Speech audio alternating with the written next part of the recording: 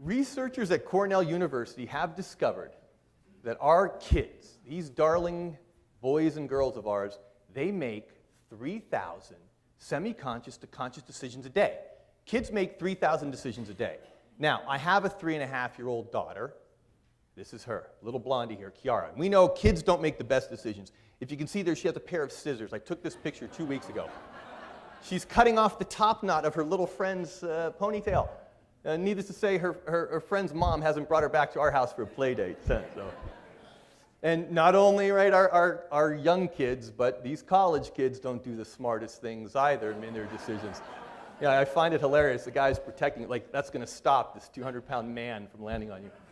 And adults with kids don't make the best decisions all the time. Might be convenient, but I'm not taking my daughter to school that way. Now, speaking of adults, okay, if kids make 3,000 decisions a day, how many decisions a day do busy professionals like us make semi-conscious, conscious? How many do you think? And here's a hint, more than 3,000. 9,000, who else? Researchers at Cornell University have discovered that we busy professionals and the customers that we're selling to and our direct reports and our spouse make 35,000 semi-conscious to conscious decisions a day, ladies and gentlemen. 35,000 a day. 365 days a year, that's 12 million decisions annually we're faced with. Okay? And as we know, even us adults don't make the best decisions. And have you ever seen this happen?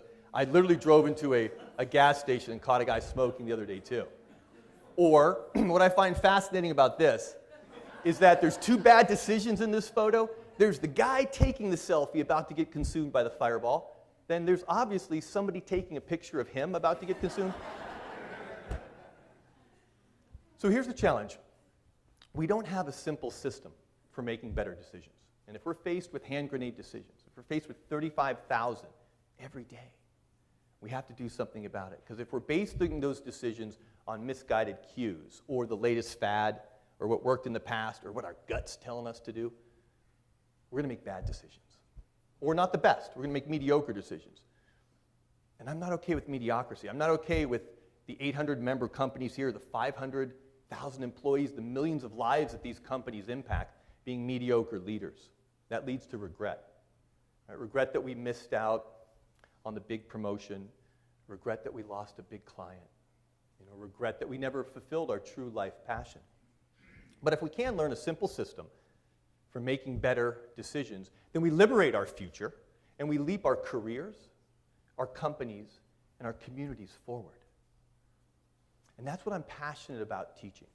I'm passionate about teaching successful professionals like us how to make better decisions so you're able to do that. And I've studied decision-making in many different contexts.